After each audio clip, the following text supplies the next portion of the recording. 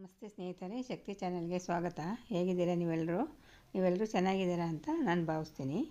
ಇವತ್ತು ನಾನು ಮಾಡಿ ತೋರಿಸ್ತಿರೋ ರೆಸಿಪಿ ಸ್ಟ್ರೀಟ್ ಸ್ಟೈಲ್ನಲ್ಲಿ ವೆಜ್ ರೋಲ್ ಮಾಡೋದು ತೋರಿಸ್ಕೊಡ್ತಾ ಇದ್ದೀನಿ. ವೆಜ್ ರೋಲು ಅಂದರೆ ಮಕ್ಕಳಿಗೆ ದೊಡ್ಡವರಿಗೆ ಎಲ್ರಿಗೂ ಕೂಡ ಇಷ್ಟಪಟ್ಟು ತಿಂತಾರೆ. ಇದನ್ನು ಮನೆಯಲ್ಲೇ ಮಾಡಿಕೊಟ್ರೆ ರುಚಿ ಎರಡೂ ಇರುತ್ತೆ ಮತ್ತು ಆರೋಗ್ಯ ಕೂಡ ಚೆನ್ನಾಗಿ ಉಳಿಯುತ್ತೆ. ಅಷ್ಟೇ ರುಚಿಯಾಗಿ ಸುಲಭವಾಗಿ ನಾನು ವೆಜ್ ರೋಲ್ನ ಹೇಗೆ ಮಾಡೋದು ಅಂತ ನಾನು ತೋರಿಸ್ಕೊಡ್ತೀನಿ. ಹೊಸದಾಗಿ ಯಾರು ನನ್ನ ಚಾನಲ್ನ ನೋಡ್ತಿದ್ದೀರಾ, ಪ್ಲೀಸ್ ಸಬ್ಸ್ಕ್ರೈಬ್ ಮಾಡ್ಕೊಂಡು ನೋಡಿರಿ. ನೀವು ಸಬ್ಸ್ಕ್ರೈಬ್ ಮಾಡ್ಕೊಂಡು ನೋಡೋದ್ರಿಂದ ನಾನು ಹಾಕೋ ವಿಡಿಯೋನ ಮಿಸ್ ಮಾಡ್ದೇ ನೋಡ್ಬೋದು. ಇವಾಗ ನಾನು ಸುಲಭವಾಗಿ ರುಚಿಯಾಗಿ ವೆಜ್ ರೋಲ್ನ ಹೇಗೆ ಮಾಡೋದು ಅಂತ ನಾನು ತೋರಿಸ್ಕೊಡ್ತೀನಿ.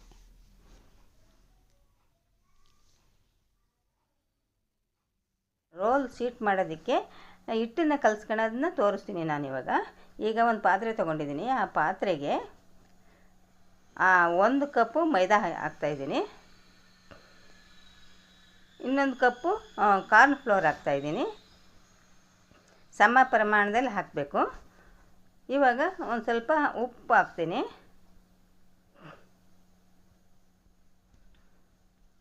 ಉಪ್ಪಾಕಿ ಚೆನ್ನಾಗಿ ಮಿಕ್ಸ್ ಮಾಡ್ತೀನಿ.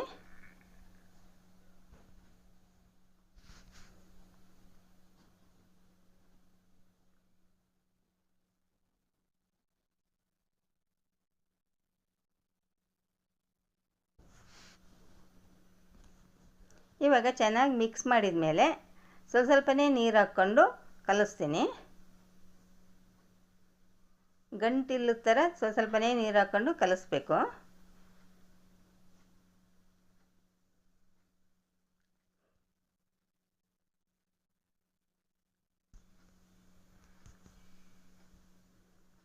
ಈ ರೋಲ್ ಶೀಟ್ ಮಾಡೋದು ಸ್ನೇಹಿತರೆ ಸುಲಭನೇ, ಆದರೆ ಒಂದೆರಡು ಮಾಡೋವರೆಗೂ ಆಮೇಲೆ ಈಸಿಯಾಗುತ್ತೆ.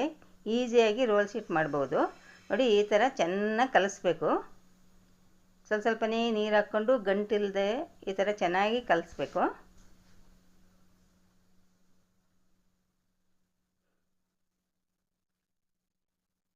ನೋಡಿ, ಇಷ್ಟು ಹದ ಇರಬೇಕು.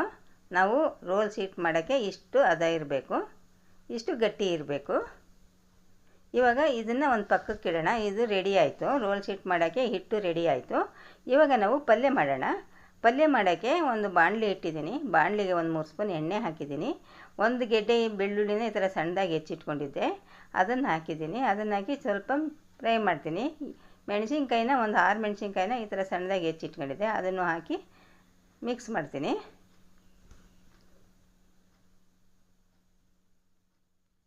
ಇವಾಗ ಈರುಳ್ಳಿ ಹಾಕ್ತಾಯಿದ್ದೀನಿ. ಈರುಳ್ಳಿ ಒಂದು 2 ಗೆಡ್ಡೆ ತೊಗೊಂಡಿದ್ದೆ, ಅದನ್ನು ಸಣ್ಣದಾಗಿ ಹೆಚ್ಚಿಟ್ಕೊಂಡಿದ್ದೆ. ಇವಾಗ ಅದನ್ನು ಹಾಕಿ ಚೆನ್ನಾಗಿ ಮಿಕ್ಸ್ ಮಾಡಿ ಫ್ರೈ ಮಾಡ್ತೀನಿ.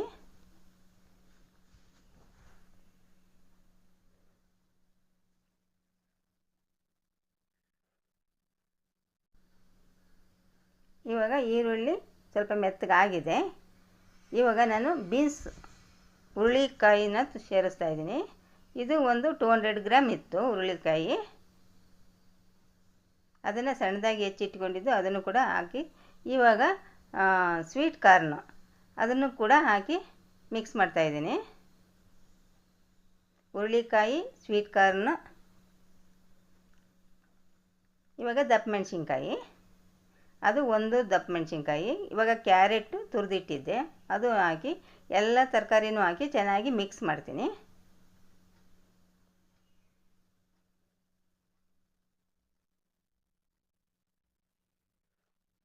ಸ್ನೇಹಿತರೆ, ಹೀರೆಕಾಯಿ ಒಂದು ಅರ್ಧ ಇತ್ತು, ಅದನ್ನು ಕೂಡ ಹಾಕಿದ್ದೀನಿ ನಾನು. ಅದನ್ನು ಹಾಕಿ ಚೆನ್ನಾಗಿ ಮಿಕ್ಸ್ ಮಾಡ್ತೀನಿ. ಈಗ ಎಲ್ಲ ತರಕಾರಿನೂ ಚೆನ್ನಾಗಿ ಮಿಕ್ಸ್ ಮಾಡ್ತೀನಿ. ಇದು ಒಗ್ಗರಣೆಲೇ ಬೇಯಬೇಕು. ಉಪ್ಪು ಹಾಕ್ತಾಯಿದ್ದೀನಿ. ಇದೇ ನಾವು ತರಕಾರಿ ಮೆತ್ತಗೆ ಬೇಯಬೇಕಂತ ಇಲ್ಲ. ಇವಾಗ ಸಾಸ್ಗಳು ಹಾಕ್ತಾಯಿದ್ದೀನಿ. ರೆಡ್ ಚಿಲ್ಲಿ ಸಾಸ್ ಹಾಕ್ತಾಯಿದ್ದೀನಿ.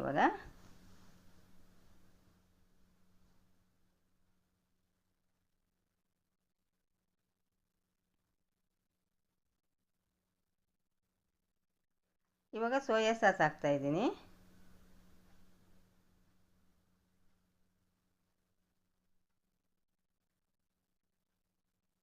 ಇವಾಗ ವಿನಿಗರ್ ಹಾಕ್ತಿದೆ.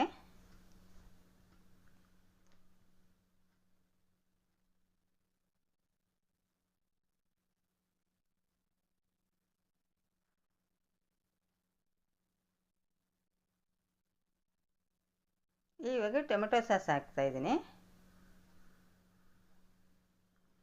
ಇಷ್ಟನ್ನು ಹಾಕಿ ಚೆನ್ನಾಗಿ ಮಿಕ್ಸ್ ಮಾಡ್ತೀನಿ.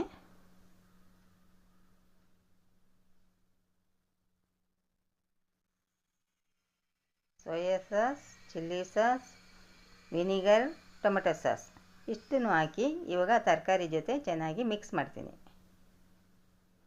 ಮಿಕ್ಸ್ ಮಾಡಿಬಿಟ್ಟು ಚೆನ್ನಾಗಿ ಸ್ವಲ್ಪ ಫ್ರೈ ಮಾಡ್ತೀನಿ.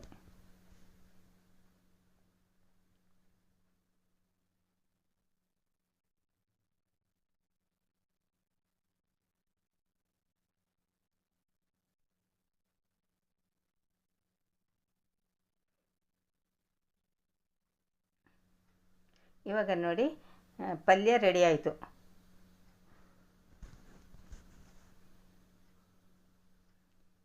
ಇವಾಗ ನಾನು ಇದನ್ನು ಮಾಡೋದಕ್ಕೋಸ್ಕರ ಇವಾಗ ಆ ಶೀಟ್ ಮಾಡೋಕ್ಕೋಸ್ಕರ ಇವಾಗ ನಾನು ಹೆಂಚು ಮೇಲೆ ಆ ಕಲಸಿಟ್ಕೊಂಡಿರೋ ಹಿಟ್ಟನ್ನು ಹಾಕ್ತಾಯಿದ್ದೀನಿ. ವೆಜ್ ಶೀಟ್ ಮಾಡೋದಕ್ಕೋಸ್ಕರ ನಾನು ಕಲಸಿಟ್ಕೊಂಡಿದ್ನೆಲ್ಲ ಹಿಟ್ಟನ್ನೆಲ್ಲ ಇವಾಗ ಅದನ್ನು ಹಾಕಿ ಈ ಥರ ಹೆಂಚು ಮೇಲೆ ಈ ಥರನೇ ರೋಲ್ ಮಾಡಬೇಕು, ಹರಡ್ಕೊಳೋ ಥರ ಒಂದು ಸ್ವಲ್ಪ ಹಾಕ್ಬಿಟ್ಟು ಈ ಥರ ರೋಲ್ ಮಾಡ್ತಾ ಇರಬೇಕು. ಹೆಂಚು ಜಾಸ್ತಿ ಬಿಸಿಯಾಗಿರಬಾರ್ದು, ಸ್ವಲ್ಪ ಬಿಸಿ ಮಾಡ್ಕೋಬೇಕು. ಇವಾಗ ಒಲೆ ಮೇಲೆ ಇಡಬೇಕು. ನೋಡಿ, ಒಲೆ ಮೇಲೆ ಇಟ್ಟು 1 ಸೆಕೆಂಡ್, ಎಲ್ಲ ಒಂದೊಂದು ಸೆಕೆಂಡು ಮಾಡೋದು ಈಜಿ, 1-2 ಮಾಡೋವರೆಗೂ ಅಷ್ಟೇ. ನೋಡಿ ಇವಾಗ ಆಗಿದೆ. ನೋಡಿ ಅದೇ ಆಗಿ ಸುತ್ತ ಎದ್ದೇಳುತ್ತೆ. ನೋಡಿ ಹಿಂಗೆ ನಿಧಾನಕ್ಕೆ ಬಿಡಿಸ್ಕೋಬೇಕು. ಒಂದೊಂದು ಸೆಕೆಂಡ್ಗೂ ಎದ್ಬಿಡುತ್ತೆ ಈ ಥರ. ನೋಡಿ ಎಷ್ಟು ಚೆನ್ನಾಗಿದೆ. ಈ ಥರ ಅಂಗಡಿಗಳಲ್ಲೂ ಸಿಗುತ್ತೆ, ಮಾಲ್ಗಳಲ್ಲಿ ಸಿಗುತ್ತೆ. ಮನೆಯಲ್ಲೇ ಮಾಡ್ಕೊಂಡ್ರೆ ಒಳ್ಳೆಯದು. ಈ ಥರ ಎಲ್ಲ ಶೀಟ್ನೂ ಕೂಡ ನಾನು ಮಾಡಿ ಇಟ್ಕೊತೀನಿ. ಇವಾಗ ಅದಕ್ಕೆ ಪಲ್ಯನ ಫಿಲ್ ಮಾಡ್ತೀನಿ.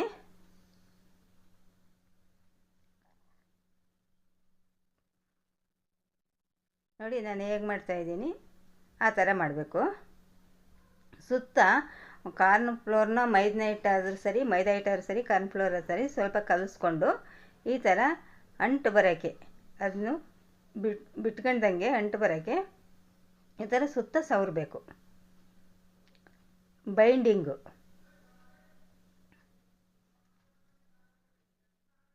ಇವಾಗ ರೋಲ್ ಮಾಡಬೇಕು. ಆ ಕಡೆ ಈ ಕಡೆ ಫೋಲ್ಡ್ ಮಾಡಬೇಕು. ಫೋಲ್ಡ್ ಮಾಡಿ ನೋಡಿ ಬೈಂಡಿಂಗ್ ಆಯ್ತದು. ಈ ಥರ ಮಾಡಬೇಕು.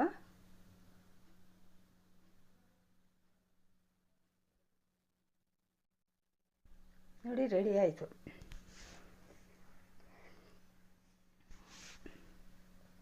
ವೆಜ್ ರೋಲು ರೆಡಿ ಆಯಿತು. ಸುಲಭ ಅಲ್ವಾ ಮಾಡೋದು? ಈ ಥರ ಎಲ್ಲ ವೆಜ್ ರೋಲ್ನು ಕೂಡ ಮಾಡಿ ಇಟ್ಕೊತೀನಿ. ಇವಾಗ ಎಣ್ಣೆ ಕಾದಿದೆ, ಎಣ್ಣೆಲಿ ಹಾಕ್ತಾಯಿದ್ದೀನಿ. ಎಣ್ಣೆಲಿ ಹಾಕಿ ಕರೆದಿಟ್ಕೊತೀನಿ. ನೋಡಿ